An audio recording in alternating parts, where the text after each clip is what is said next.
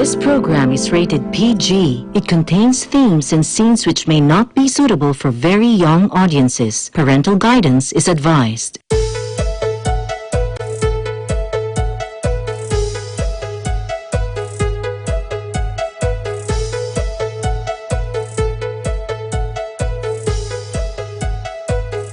Greetings from the Philippines to the world. We are on Facebook Live on Eagle News and also on our streaming site, eaglenewslive.com. Watch us on our YouTube channel at Eagle News. I am Cesar Vallejos. Welcome to Open for Business.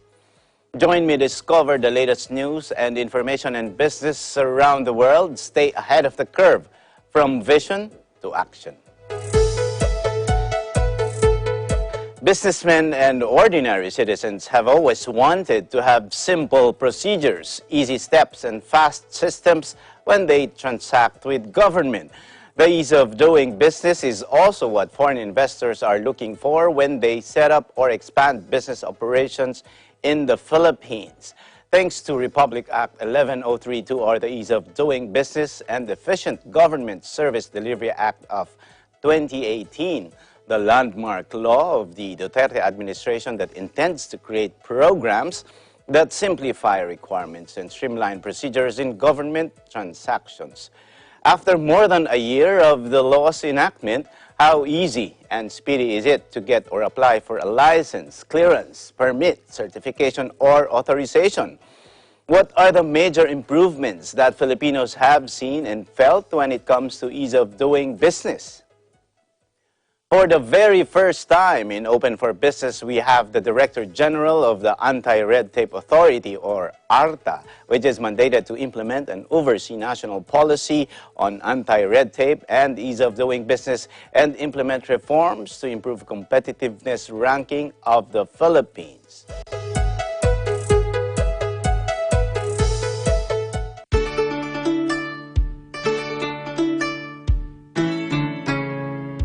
ASEAN is on the rise. There are huge business opportunities. Trade tariffs between ASEAN countries are being scrapped.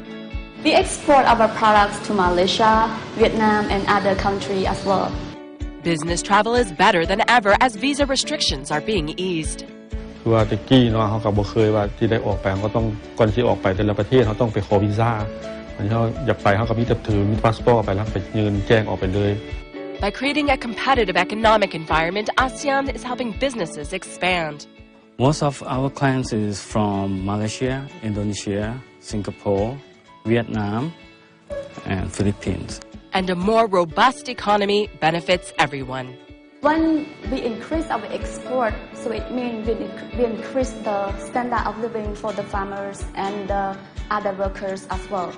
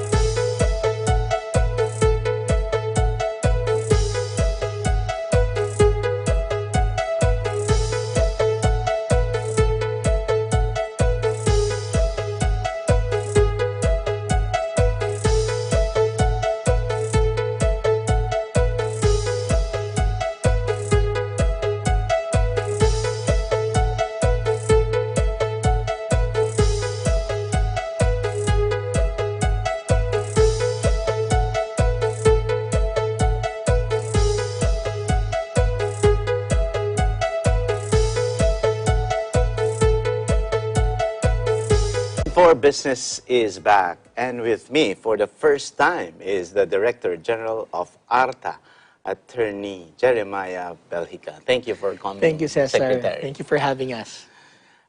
You are probably one of the most hardworking cabinet secretaries and the most hated by the fixers.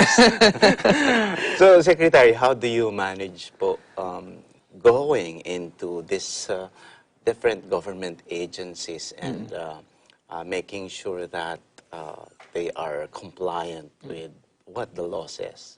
Well, first off, I want to thank you for having us.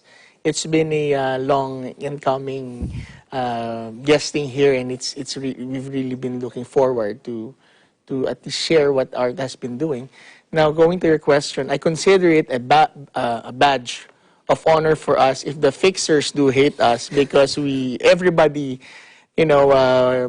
would hate them more if you would understand, the impact that their presence makes in worsening the situation as it already is in terms of red tape. Honestly speaking, the systems of having fixers or the culture of having fixers within the government agencies only encourages people from within the government to engage with alternative means of getting more income for themselves. Is there, Secretary, is there a figure as to, before you came in, is there a figure that you've known that details how many fixers are there and how much revenues are they generating? Because definitely it could be, something that can also be fixed because, you have, or the government or the private sector can provide them alternative jobs. Well, what we do have, which is not really much, are some figures with the impact of unnecessary regulatory costs or the cost of compliance costs that some of the sectors in society, some of the industries do have. For example, in 2017, it is estimated that around 142 billion pesos are being spent by private citizens for regulatory and compliance costs. When you talk about regulatory and compliance costs, these are costs of compliance to application processes or processing of your documents. Say, for example, kukuha ka ng mga messengers, having it reprinted and photocopied, cost of travel, and sometimes including the unexpected or secret costs that are also involved in getting things done in a quicker way under the table and all of those things. So for the housing sector, it's about 142 billion pesos. For the chemical industry, it's about 1.8 billion in 2017. And considering that we don't really have much data or study when it comes to red tape, we're really trying to engage the academic sectors and the academies to provide us with more studies on this. Now, if you would contextualize these studies, the 142 billion, 1.8 billion, you would realize that every permit, every unnecessary requirement is an opportunity for corruption. If there's an opportunity for corruption, it means there's always an opportunity for fixers. So, going back to your original questions, how do we manage to check on all of these agencies? Well, there are several ways that we do. First is we have to understand that based on the new law, the Anti-Red Tape, or the Ease of Doing Business and Efficient Service Delivery Act of 2018, it requires that all government agencies to submit their citizens' charter to ARTA, and as well as to post it in a very conspicuous place in their buildings, in their government buildings. Now, it's very important, Cesar, for people, for the citizens to understand what a citizen's charter is. First, Secretary, before we go define what a citizen's charter is, maybe some of our viewers do not understand yet the mandate of ARTA. So when you say ARTA, maybe another more basic definition would be red tape. So how would you define red tape? Because it was created, this authority was created for you. So maybe our viewers can better appreciate it. What is red tape and what is your mandate? That's very interesting, because when I first got the job, I got appointed. I was wondering, why do we always refer unnecessary regulations and processes as red tape?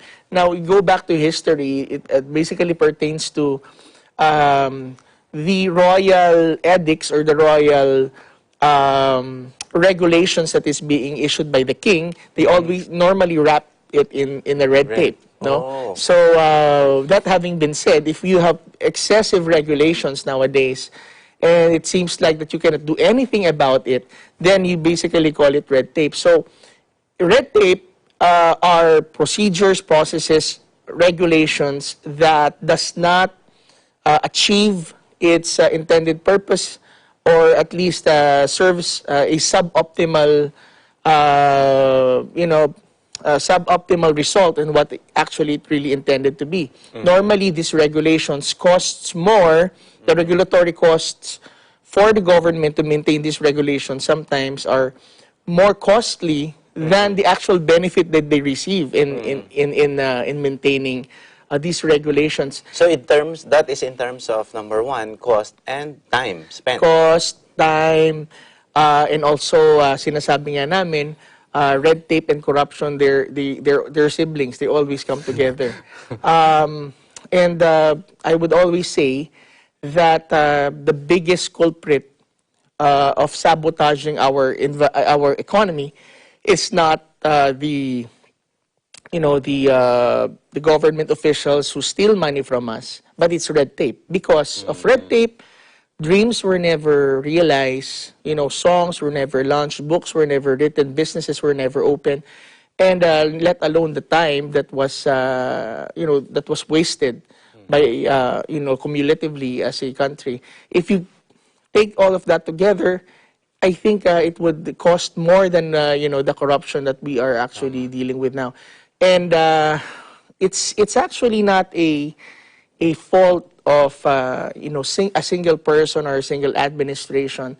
It is actually a result of the eagerness of our society to regulate or at least to stop greed and corruption. In so doing, we come up with all of these requirements that normally chokes to death the industry that it's trying to at least regulate. So, as a result, agencies in the Philippines, they work in silos.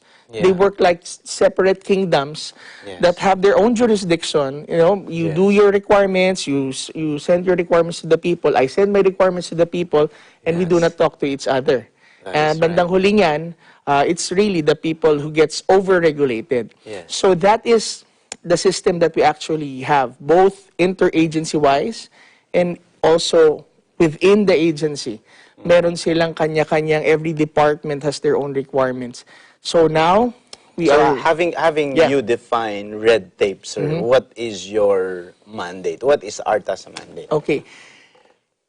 ARTA was created by virtue of Republic Act 11032, as you've mentioned a while ago, which was precisely in the heart and in the mind of our president even before he took office. When he was saying, even during the campaign and even before the campaign, he was saying, I don't want people to die in line. I don't want people, government to giving people a hard time transacting with them. I want everything to be simplified. So that's what the president has been saying. So when he took office, he immediately, and his partners in the legislative branch of government, wasted no time in revisiting the old Anti-Red Tape Act of 2007 in order to put more teeth and more executive powers in the execution of this law. But while they were reviewing the law, there was another bill that was also before them, which is the Ease of Doing Business Bill. On the other hand, this Ease of Doing Business Bill, the objective of this bill is to streamline all of the business-related transactions in government. So they thought of just combining these two. And voila, no? The result is this, as you have said a while ago, a landmark, game changer law, which is the Ease of Doing Business. So we have two functions. Our ARTA was created, the Anti-Red Tape Authority was created to ensure the full implementation of this new law. We have two functions. The first function actually is the enforcement function, meaning it's ARTA's role to ensure that the prescribed processing times in all business and non-business transactions will be observed by government agencies. Today, Cesar, as we speak, all government transactions should now be classified as simple, complex, or highly technical transactions. If your transaction in government is merely a simple transaction, it should not take the government agency more than 3 days. For complex transactions, 7 days. For highly technical transactions, which entails public health and public safety, 20 days. So that's 3, 7, and 20. Now, you have your, of course, definition of simple, complex, Yes. and, you know, Highly technical. Highly technical. Yeah. So each classification would have that specific number of days to process. But so far, Secretary, how has it been? Are there, like, say, for example, because there are some, you know, also people who I interview, it's sometimes it's simple, but they don't, and that happens beyond 3 days, but they don't know sometimes that there are preparations. So far, how do you assess now in terms of compliance on the processing time? Yeah. Because, Secretary, I think we know that yours could probably one of the toughest jobs in the country because, of course, everyone's affected. A lot of businessmen, especially now, a lot of people are renewing their business permits. Correct. A lot of the applications are coming in. So how do you assess it? Do you have this specific dashboard where you will see, and of course, since you are always on the news, sir, we always see a random checking of these local government units as far as their compliance are concerned. But for regular Filipinos, ordinary citizens, ang laking bagay na yung pagpila mo, you know that at least now you have a proof that, hey, this is just a very simple transaction. It has to be finished within 3 days. So my question, Secretary, is how do you assess it? So far, how has it been? How do you come up with those metrics to ensure that the law is actually implemented? First off, we have to understand that amongst the global community, the Philippines is a sort of a late comer when it comes to this regulatory reform thing. You know, I was last year. I did attend some international conferences on ease of doing business and regulatory management, regulatory reform management. And you could see them, they've been doing this for the past 10 years.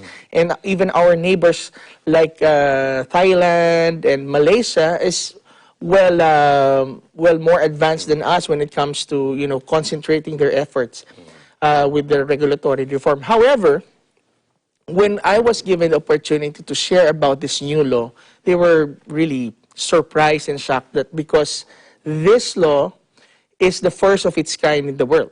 Meaning, it wasn't really patterned, to any model that is lying around there. This is original Filipino nga, sabi nga nila, na this is an original Filipino creation by the Duterte administration. Meaning, Secretary, sa unang pakinig, maganda. But doesn't it reflect the values as well of the Filipino, that why do we have to come up with it's nice that wow, this is landmark and this is on the, does it reflect somehow? Definitely, yes. Yes, there's no sugarcoating it. We really need to take on this monster of red tape with the appropriate response that we should really have. And what we're saying is, as I was explaining the mandate of ARTA a while ago, there are two major functions of ARTA. One is enforcement, enforcing the 3720, and even filing cases for those who are non-compliant, which we already did with some of the cases, and also helping government agencies to streamline and also to institutionalize what you call a regulatory management system. To just to change the paradigm by which government offices and agencies and government people see their role in regulating a certain industry. Kasi kadalasan, they take on this police mentality. No offense with the police people, police officers, but they see themselves as somebody who would, who holds a big stick and then, launches into a witch hunt. Which should that actually be? Because when you're looking for the one witch in the 100 applicants, you would end up, giving the 99 others a hard time just to catch the one witch. So there are certain techniques that we really need to inculcate today. Now, going back to your question that what are we doing right now? We're in addressing the humongous situation of red tape. We're doing it methodically, and at the same time, we're setting priorities. Alin ba ang dapat nating unahin? Say, for example... Yun, sir. Ano yung parameter nyo? Yeah. How do you do that? So I was referring a while ago about the Citizens Charter. Yeah. It's very important for everyone who's dealing with government to understand what the Citizens Charter is. Well, in the name, the name itself gives it away. Citizens, it's for us. It's something, it's sort of a contract between the agency and the people. Sinasabi nila, okay, guys, we're holding ourselves accountable based on this list. So the Citizens Charter is sort of a menu. When you go to a restaurant, you could see, alam ba, ang mga putahin na kanilang ino-offer dyan, magkano, gaano kahaba, gaano katagal. So, last December 6, all government agencies, national, local, as well as barangays, have been mandated by law to submit their revised Citizens Charters that should comply with the 3 days, 7 days, and 20 days processing times of the government. And also, ARTA is also reviewing all of those submissions. Honestly speaking, out of maybe around 4,700 or almost 5,000 agencies who should be submitting to ARTA their Citizens Charter, there were only about almost 2,000 who was... So, mga ilang percent yan, sir? More or less, siguro mga 1/3 ang nakapag-submit. Pero their submissions is still coming. And we're hoping by March 30, makomply nila lahat yan. The submission itself alone, Cesar, is a great pressure already to the government offices. Number one, alin ba ang i-declare namin dito? Paano namin gagawin na yung 100 days na processing time namin before gagawin namin na 30 days? 20 days. And kung hindi ho medyo pasado yung submissions nila na yan, pinapatawag po sila ng ARTA, or we go to the agency and explain to them, why isn't it compliant, and ask them to actually revise. So that's basically being done right now sa government offices. But number two, another thing that we're doing is to provide regulatory impact assessment trainings to key government agencies. Last year, we did about 44 regulatory impact assessment trainings. This RIA training, as we call it, it serves to capacitate the government agencies to rationally think before they actually release a new regulation. Kailangan ba ng bagong regulation? Ang role ba namin talaga? Kami ba talaga ay regulator o baka naman registry lang kami? Maybe a simple FYI would already suffice instead of trying to regulate this industry. You see, again, these practices, regulatory impact assessment training, regulatory management system, has been there for quite some time in the global community. But now, what I could say is, with the passage of this law and the creation of a new agency, medyo huli man daw ang pasok ng Pilipinas, pero yung commitment daw nandoon. Okay. And the agency right now it's very unique in other counterpart agencies in the world because we actually have an enforcement power. We could file cases against non-compliant I'll follow up officers. on that, Secretary. I think we have to pause for a break. Open for business. We'll be back. It's very interesting discussion. I have some questions on the Citizens Charter as well and the other activities of ARTA. We'll be back. Stay with us.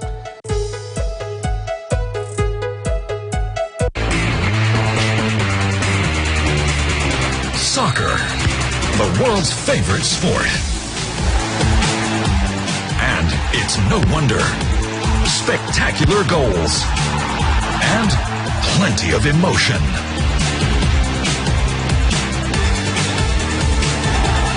The best of game day.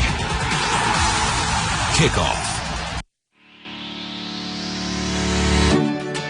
Mga kababayan, lalo na sa mga OFWs sa Middle East at North Africa, may good news kami para sa inyo. Mapapanood na ninyo ang Net25 at iba pang Filipino channels na hatid ng OSN sa presyong abot kaya.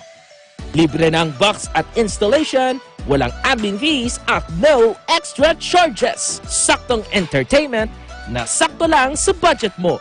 Bumisita na sa pinakamalapit na OSN store o dealer. And subscribe now!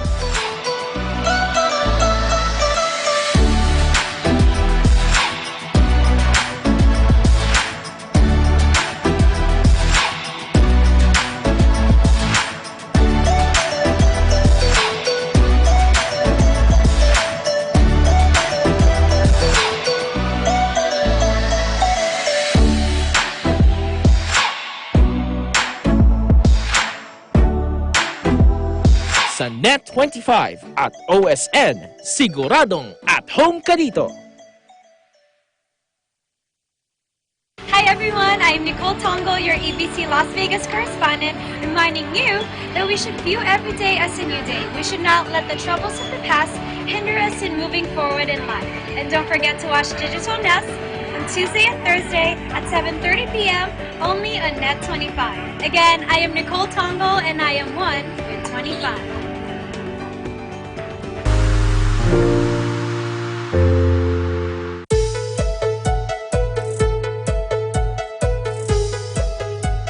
Open for Business is back, and still with me is the ARTA Director, General Attorney May Belgica. Thank you, sir. And it's very exciting, even off-cam, that you were telling me a lot of these initiatives, and telling me off-cam that there are still a lot of things to do with ARTA.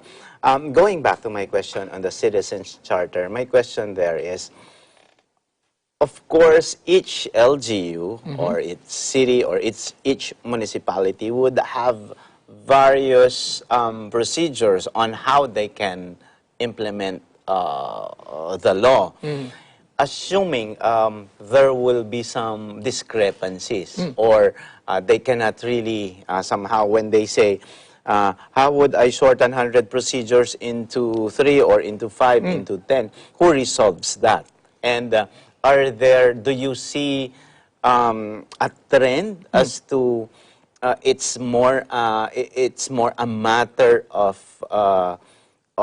giving them very, very specific guidelines and not necessarily about personalities or who's sitting there, or change of culture? Because sometimes, you know, we always say that, you know, the hardest part is accepting change. Yeah. You know, the good thing about having this new law and the creation of ARTA, it's a strong signal for all government agencies, not only for the time being, that streamlining and the battle against red tape is no longer an option. It is now mandatory. Okay. Mandatory. So, it should not be based on personalities only. And what would happen now in the local government units, which we could actually say that, you know, the potential and the rate that we're going now with the response of the local government units and the local chief executives is very encouraging. I am very optimistic in seeing a huge leap in you know, the difference in how we would be conducting and how we are conducting the business permitting licensing this year, from last year to this year to next year. Maganda yung trajectory po natin saan. And the good thing is, even if you take in consideration you know, local politics, I think what would be the trend now is, pinaganda nung former mayor, former governor, the process. You know, it would really be a shame for you not to include this in your, you know, to offer less than what is being done right now.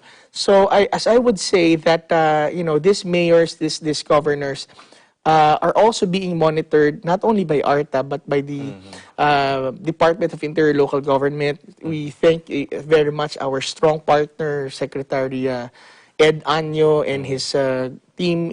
There's a specific bureau the Bureau of Local Government Development, who's actually very hands-on right now together with ARTA. Whenever we would be conducting a surprise visits and even gathering these local governments just to tell them, okay, here are the standards, here is the standard unified form.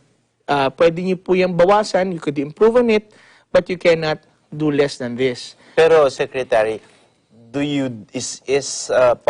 is training part of your mandate? Like, say, for example, we know for a fact that a lot of government officials and the government sector, has somehow there's a sector that's an aging population as well. Yeah. So, and these are the ones also who are in the front lines. So, do you do training for them? Definitely. We could assist them. We do trainings. We have in our office, we have the Regulatory Management Training Division. But we also do this in conjunction with other government agencies. Say, for example, in a local government, there is what you call within DILG, the Local Government Academy. That's already, it's already an institution, it's already in place, but you just have to provide them the modules and the skill sets so that they could cascade it, in the local government units. You see, Cesar, the very critical thing that we need to impress upon each government agencies are not the change of processes, but it's really in the change of thinking. It's the change of paradigm. The principles that we need to tell them, hindi ka nandyan para pahirapan ng tao, pero hindi ka nandyan para gumawa ng regulations. But you're there to actually make sure that this industry would be healthy, would be progressive.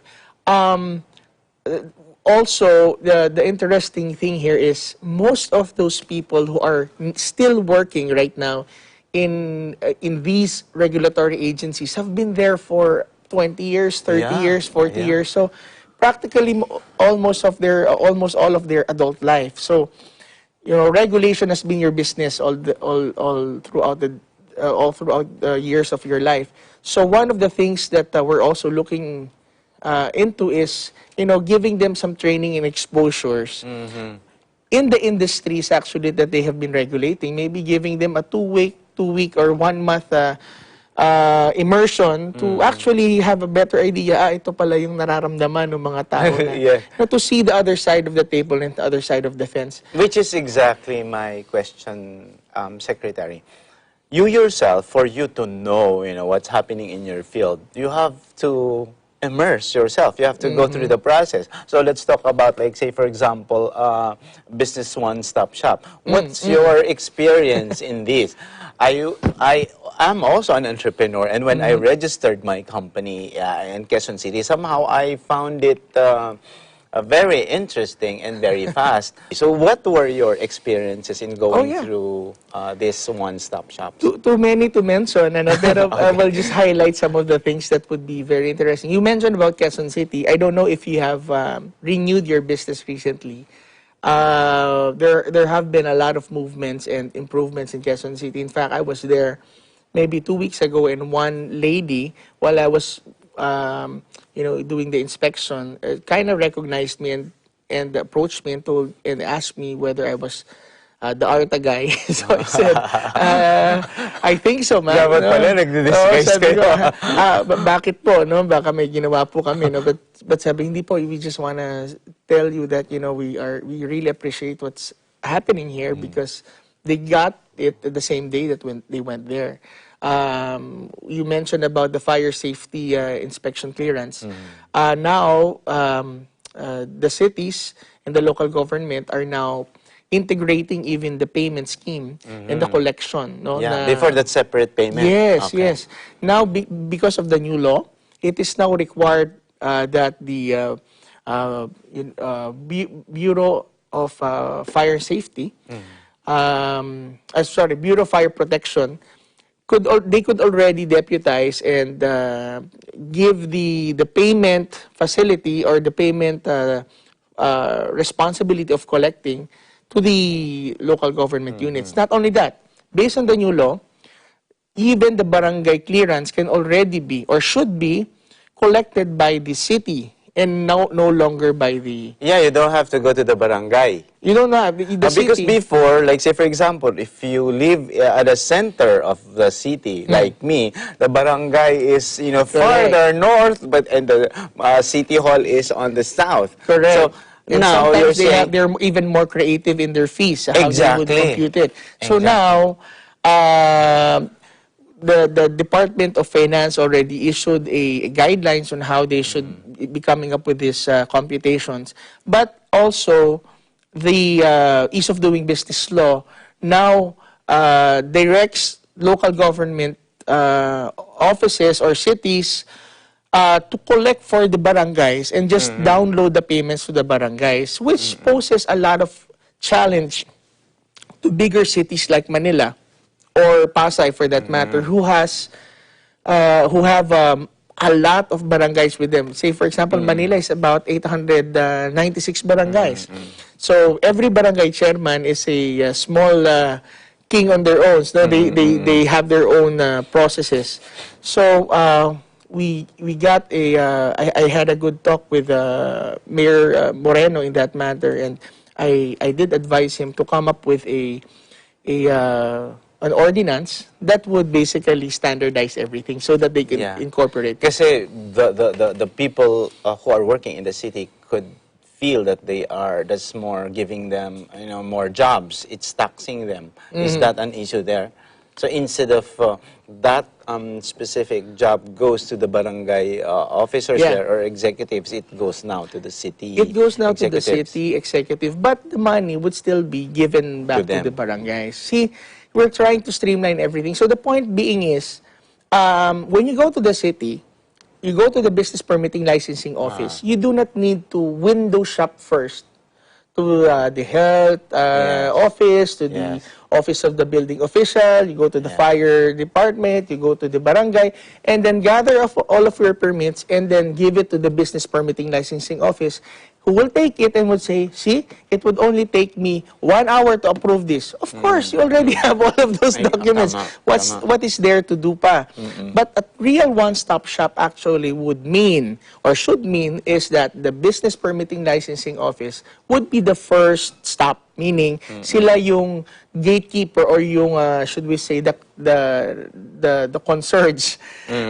Na you'll just give one form, a form that is designed to accommodate all of the questions that the other departments would be needing.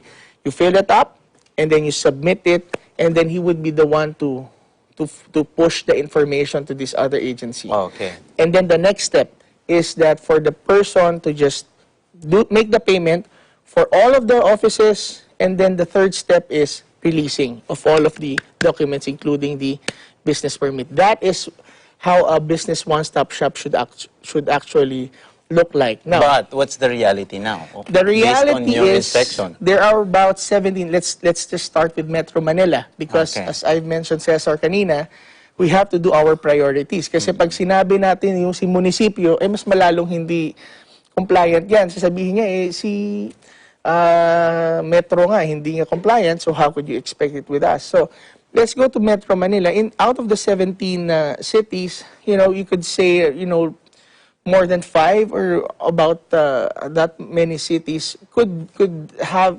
should we say, a viable claim that it's really a one-stop shop. All of the others would really need to improve. But I would want to be fair sa mga cities na yan. You could still see that there has been a lot of improvement since last year. Makita mo even in Manila, makita mo the comfort and the speed by which they're doing things now. There are a lot of challenges, but you could see the commitment of the local government. You could even see it in Pasig City. It's having these millennial mayors, of course. Yeah. But do you see a model city? Yes.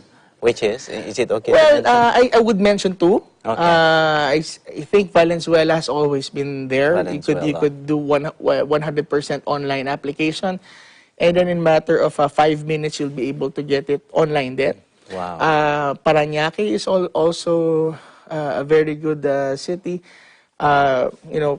tingnan rin ho natin, even Marikina, for that matter, no? I'll leave it there muna kasi baka magselusan sila, no? Pero, But in this case, Secretary, do you have some sort of a timeline? So, of course, Yeah. like say when you have this law, you know, and even citizens for us wanted to go direct, and yung pala, our city is not yet compliant. So, is there any? Do you see, you know, how many cities being, you know, establishing their own business one-stop shops? yeah, we're very, very confident by this year. I think the entire, the goal is for the entire Metro Manila cities to be able to get the proper formula. You know, it's really not all their fault. In the past, before the creation of ARTA, the DILG, although they issued some joint memorandum circulars with the DTI and also the ICT, you know, there was really no firm executive power that would say, ito specifically for business one-stop shops, gawin ito. But with the entrance of ARTA and together with the combination with the ALG, now things are moving much faster, as well as the coordination with them. So we're very positive that by this year, that we would be able to say that the at least the cities within Metro Manila would be able to get it right already. What we're planning to actually do is to have a model business one-stop shops na sabihin namin, ito po ang itsura, correct. tingnan po ninyo, Mr. Mayor, Madam Mayor, and you could improve on it, pero wag ho natin babawasan. So, having a business one-stop shop is just one part of the pie.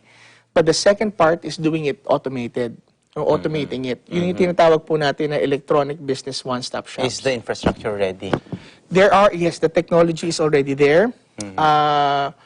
There are private, you know, private providers who could already do it. The ICT is also prepared to help these offices. But let me just, you know, pop the balloon of, you know, some of those who claim that, you know, automation would solve all of the red tape problems. You know, before we could actually jump to automation, we first need to rationalize the system. I will explain this, ano. Marami kasi na automate natin yung system, magulo yung sistema.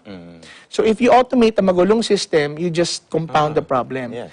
So rationalization of the process, removing the unnecessary steps and the requirements should always come first before you could actually automate. That's right. Time and time again, you know, this is the Philippine story of automation. They automate right away, the system crashes. Yes. So And what's the old saying there? It's in IT term is garbage in, garbage out. garbage in, garbage out. So, and also some of the agencies who's very challenged when it comes to red tape would often tell me during my investigation with them, sabihin sa amin, TG, you know, we lack manpower, we lack funds, and kulang po kami sa ganyan. And then, you know, when we would try to help and look at the entire system that they're going through, then we realize that there are a lot of things that they could still do even without added budget.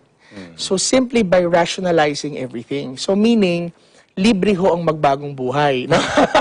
Libre ho ang magpakabuti at magpakabilis. And then let's talk automation. So it's the same way with business one-stop shops. No? Okay. Not unless that you rationalize the system, then the automation, you know, is probably the easiest part of the thing. Okay. But are there efforts now, Secretary, where these government agencies really talk with each other? I know because some of the CEOs, I guess, here, maganda si ease of doing business, maganda si ARTA, but sabi nila, sometimes it's the development also of these organizations helping the MSMEs. Yeah. Because there's a lot of audiences who come from that sector. Yeah. So, baka kasi mas stick lang tayo sa enforcement, sa compliance, we don't really provide them that kind of training and development. And baka makalimutan ko, Secretary, there may be audiences here, you know, who filed their applications, pero ang tagal na, naiipit na. So parang for some time, you know, sometimes they don't even remember na what was the reason why naipit yung paper. Sometimes deliberate na pinapatagal ng government. Yeah, so what people. happens to that? And my third question, so that you can answer because we're running out of time. May mga nagpa-file ba ng kaso na? Ano, may nakukulong na ba? Because as you said, the new law has more teeth compared to the one that was filed, or the law in 2007. Yeah.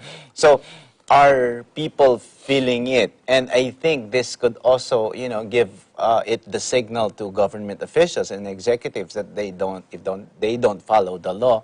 There are critical punishments. Okay, let's start with the third question, para hindi ko malimutan.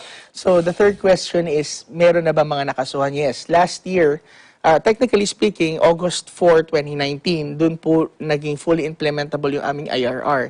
And from that time until December, we were able to file 8 cases of red tape against officials, both from the national government and the local government. No? Meron pong mga official dyan. And based on our law, ARTA could file the case with the ombudsman for officials with at least salary 26 pataas. But for those below that salary grade, we filed it with the civil service. So we already did. In fact, there are other cases already lined up.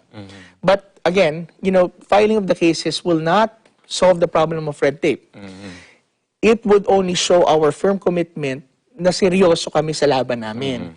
Pero ang tunay po na makakapag-resolve niyan is, going back to your first question, which is empowering these agencies and the people to become not only not to become over-regulators, but to become better regulators. It's not over-regulation versus deregulation. It's becoming a better regulator. So we have what we call a Better Regulations Office in ARTA. And as I've mentioned a while ago, that we have provided training seminars with 44 key agencies last year. We identified all of the key government agencies last year. And for this year, we will now also be empowering the key local government units. Kailangan unahin po natin yung mga highly urbanized cities kasi sila po ang maraming mga investors and investments. No? That's the reason why they're highly urbanized. But it would trickle down. No? Our goal is by 2022, all local government units would already have their business one-stop shops.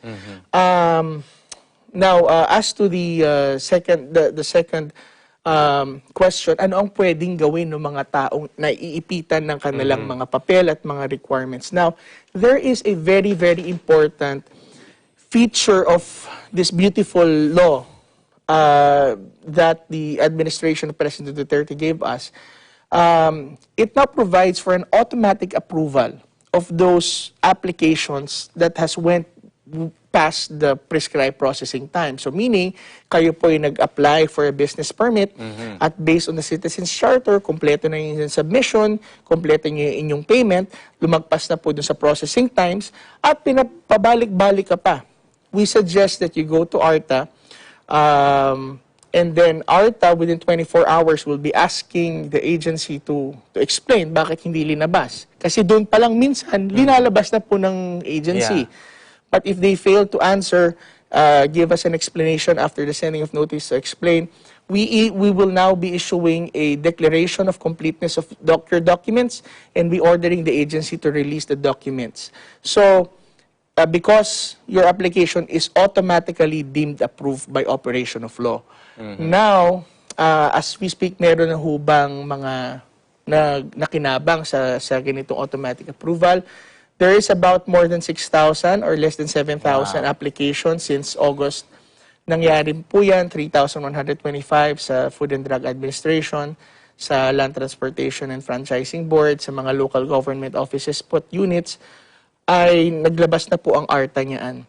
But Secretary, sorry, there are parameters for you to make it automatically approved. Yes. So baka kasi isipin ng mga viewers, I just filed but I haven't paid it yet. No, so that is not part of it. So it's not automatically approved. Pagka kulang po, ayaw nyo mag-comply, and then ayaw nyo magbayad, kayo hong pagagalitan ng ARTA. Kasi you have to be fair. I mean, right. he who comes to court must come with clean hands, and you cannot just abuse the law. But the point being is, there's a due process that we'll be following, and it's going to be very fast, that we're promising as soon na mabigay yung polat. And then, we'll be issuing the order. And also, kapag hindi ho mag-comply yung agency na yun, despite na yan, that's the time that we really file a case or assist the complainant to file a case with the Office of the Ombudsman. Secretary, we're running out of time. I know, I have a feeling that you'll come back soon again, to give us updates on the ARTA projects. If you can address for a minute our small, medium enterprises who are also wanting, especially at this time where there's a lot of transactions, government transactions that they wanted to do in their cities. What is your message to them? And of course, to our citizens who would want also to feel the impact of ease of doing business. We haven't really touched yet the competitive ranking of the Which, country. by the way, was improved, no? Yes, last and year. I think you have a target. I think that's our topic when you get that.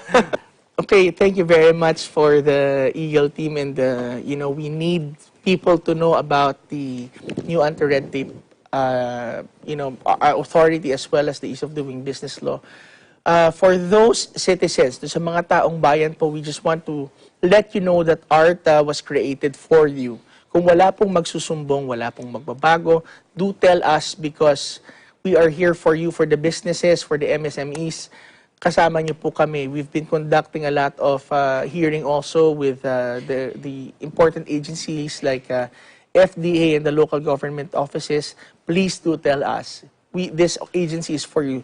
Second, for the government offices, we just want to tell you, nakakampi niyo po ang ARTA in the streamlining and making things easy, making things logical, and making things better to comply with the dream and the vision of the President of a simplified system. We are your ally. But for those officers and for those individuals who seem to have not let go of the past systems of red tape, you have three options. First, join in with the train of change against red tape. Second, if you don't want, just step off the tracks so that the train could proceed. Or third, stay on the tracks and the people would just run over you. So thank you po, and I really do believe that the best things are ahead of us.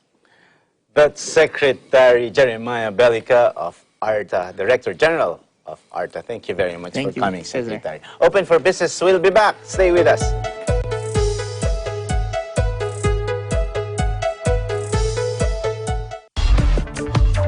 In Good Shape, your weekly health show on DW that covers many aspects of healthcare. We look at what's new in medical treatment, nutrition, fitness, and beauty. We discuss these topics in depth with specialists.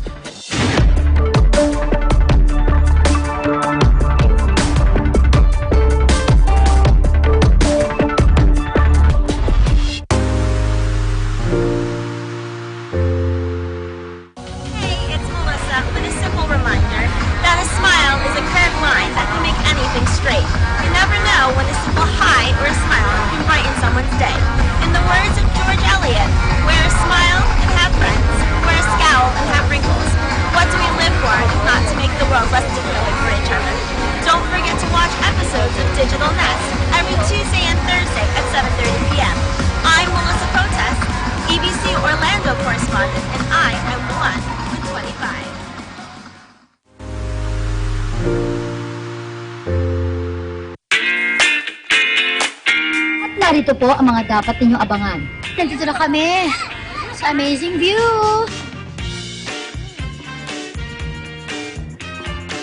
Objective actually, spread yung capacity namin dito sa mga kung sino makapunta. Sige, sige, go!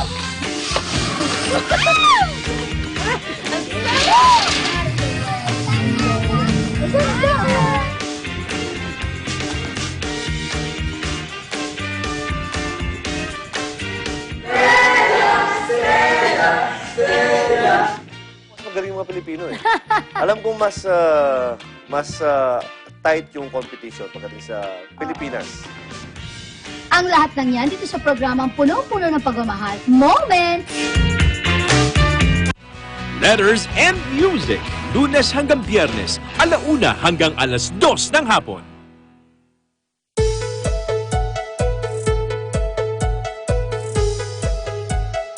Our term of the week is competitive advantage. According to Investopedia, competitive advantages are conditions that allow a company or country to produce a good or service of equal value at a lower price or in a more desirable fashion. These conditions allow the productive entity to generate more sales or superior margins compared to its market rivals. Competitive advantages are attributed to a variety of factors, including cost structure, branding, the quality of product offerings, the distribution network, intellectual property, and customer service.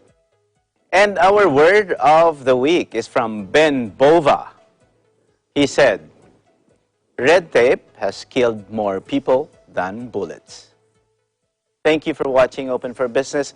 Join us again in the next episodes of Open for Business for more insights from CEOs, thought leaders, and industry experts promoting business development in the Philippines. See you again every Saturday and Sunday here in Open for Business, where we discuss business information, deliver the latest business news to keep you informed, and open for business and be ahead of the curve from vision to action. You're on Facebook Live on Eagle News, and you can watch us again in the video section of the Eagle News Facebook page and on eaglenewslive.com. Subscribe to our YouTube channel at Eagle News. For Open for Business, this is Cesar Vallejos. Have a great day.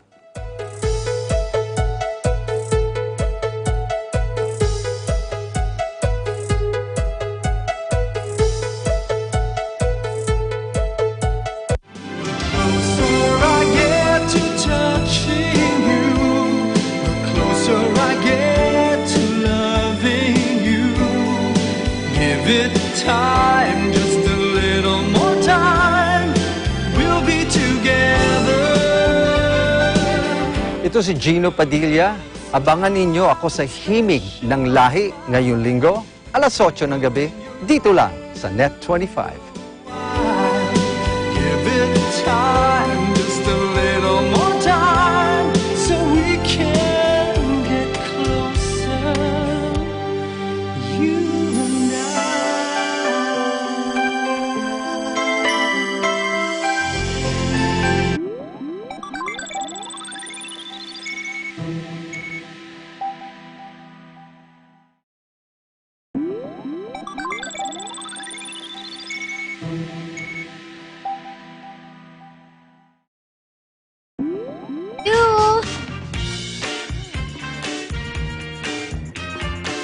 Objective actually, spread yung capacity namin dito sa mga kung sino makapunta. Sige,